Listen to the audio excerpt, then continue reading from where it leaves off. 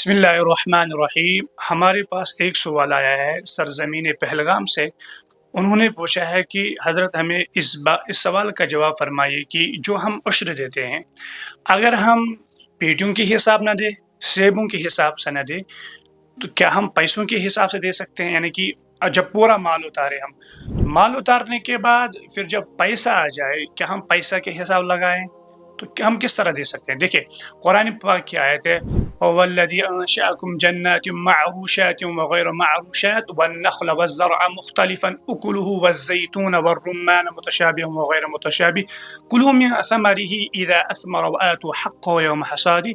تو وآتوا حقه يوم حصاده کیا ہے کہ جس وقت آپ اپنے باغ کے، اپنے زمین کے جو بھی جس قسم کے بھی پھل ہوں گے، جب ان کو توڑو گے تو اسی وقت آپ کو اس کا عشر نکالنا ہے۔ یہ قرآن پاک کا اعلان ہے، قرآن پاک کا حکم ہے، وَآتُوا حَقَّهُ يَوْمَ حَصَادِهِ، جس وقت کاٹو گے اسی وقت اس کا حق ادا کرو۔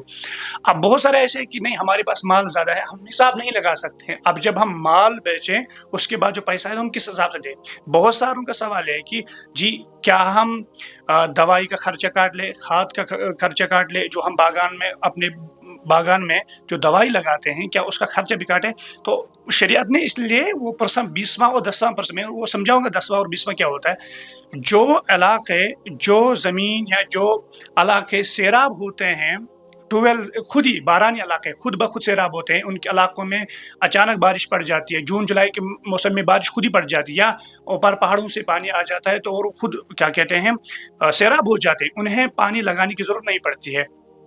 دوسرے وہ علاقے جنہیں ٹویل سے، کنویں سے، نہر سے پانی لگانا پڑتا ہے، پانی دینا پڑتا ہے، انتظار کرنا پڑتا ہے، پانی کا ڈیٹ لینا پڑتا ہے، تو شریعت نے اس لیے کہا کہ ان کو تو جیسے ہم اپنی زبان میں کہیں گے، وہ 10واں 20واں آپ کو سمجھ نہیں آئے گا، ہم اپنی حساب سے کہیں گے اس کو 100 کے 5 پیٹیاں دینی ہے۔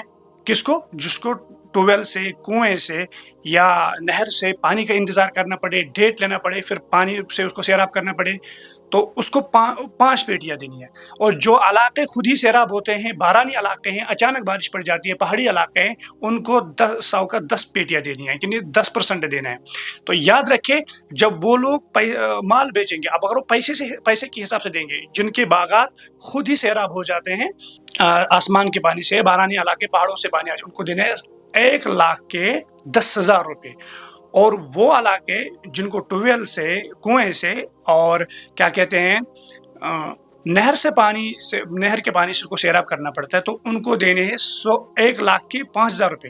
تو قرآن پاک کا تو اعلان یہ ہے کہ جب آپ زمین کے پھلوں سے آپ فائدہ اٹھا رہے ہو، چاہے وہ میوہ ہو، کسی قسم کے میوہ ہو، جب آپ توڑیں گے، جب آپ خود اس سے سیراب ہو رہے ہیں تو غریبوں کا حق ہے۔ تو اللہ فرماتے ہیں وَآتُوا حَقَّهُ حَصَادِهِ، اس کا جو حق ہے، جو ہمارا حق ہے، اسی وقت ادا کرے۔ تو بہتر ہے، اللہ پاک کا حق ہے تو اس سے مال میں برکت بھی ہوتی ہے۔ بہت سارے پھر طعنہ کرتے ہیں کہ آپ تو کیا کہتے ہیں مال کا میل ہے، آپ مال کا میل لے رہے ہیں ہم سے، تو اللہ پاک کو یہ باتیں برداشت نہیں ہے۔ لہٰذا جس وقت آپ اپنے پھل کاٹیں، اپنا مال توڑیں اور اسی وقت ادا کریں۔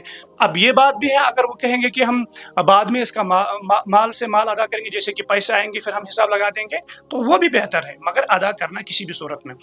تو بہت سارے ایسے یہ بھی کہتے ہیں کہ انہوں نے مفتی صاحب کہا کہ جب پیسہ آ جائے کیا ہم اس کا زکوٰۃ کے حساب سے لگائیں گے کہ نہیں، اب تو پیسہ آیا ہے، اب تو نہیں، زکوٰۃ کے مسائل الگ ہے کہ اس کو 100 کے 2.5% دینا ہے، یعنی کہ 1,00,000 کے 2.5% دینی ہے، یعنی کہ 2,500 روپے، اس کا مسئلہ الگ ہے، اس کا مسئلہ الگ ہے۔ جب آپ کو پیسے آ جائیں، مال بیچ کے جو آپ پیسہ آ جائے، اس کو عشر کے حساب سے ہی دینا پڑے گا، زکوٰۃ کے حساب سے نہیں۔ اگر زکوٰۃ کے حساب سے ادا کرو گے تو حق ادا نہیں ہوگا، آپ کا عشر ادا نہیں ہوگا۔